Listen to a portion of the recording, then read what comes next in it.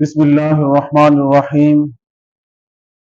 المسلم اخو المسلم لا یظلمہ ولا یسلمہ، رواہ مسلم۔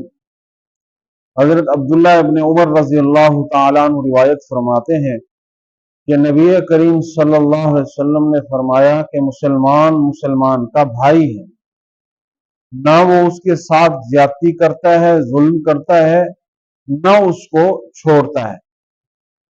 اس حدیث سے ہمیں یہ درس مل رہا ہے کہ مسلمان آپس میں بھائی بھائی ہیں، اور جو ایک دوسرے کے بھائی ہوتے ہیں وہ ایک دوسرے کے ساتھ نہ ظلم و زیادتی کرتے ہیں، نہ ایک دوسرے کو تنگ تکلیف دیتے ہیں، نہ اپنے بھائی کو اس کے حال پر چھوڑ کر وہ اگر کسی پریشانی میں ہے، کسی مصیبت میں ہے، کسی تکلیف کے اندر ہے تو اس کو اپنے حال پر نہیں چھوڑتے بلکہ اس کا خیال رکھتے ہیں۔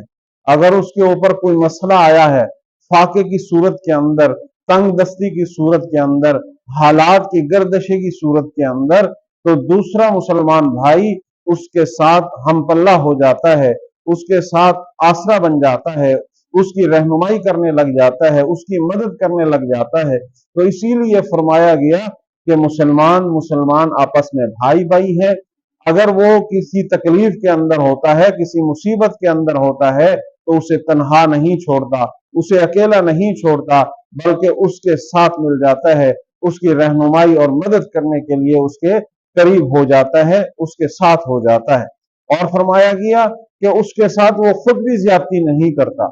اگر ہم کسی کے ساتھ زیادتی کرتے ہیں، کسی کے ساتھ ہم کمی پیشی کرتے ہیں تو ہمیں مسلمان کہنے کا حق نہیں ہے۔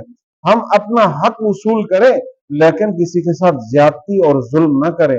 اگر ہمیں اللہ نے طاقت دی ہے، اگر ہمیں اللہ نے مرتبہ اور مقام دیا ہے، جو ہمارے تابع ہیں، جو ہمارے تابع ہیں لوگ ہیں، ہمیں ان کے اوپر رحم دلی سے پیش آنا چاہیے، ہمیں ان کے ساتھ خوش دلی سے پیش آنا چاہیے، ان کے ساتھ ظلم و زیادتی نہیں کرنا چاہیے۔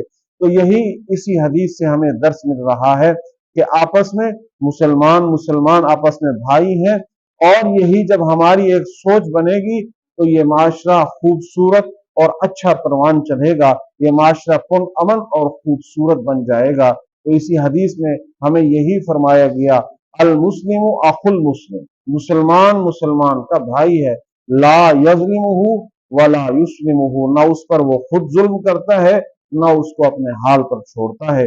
تو ہمیں اس حدیث پر ضرور عمل کرنا چاہیے۔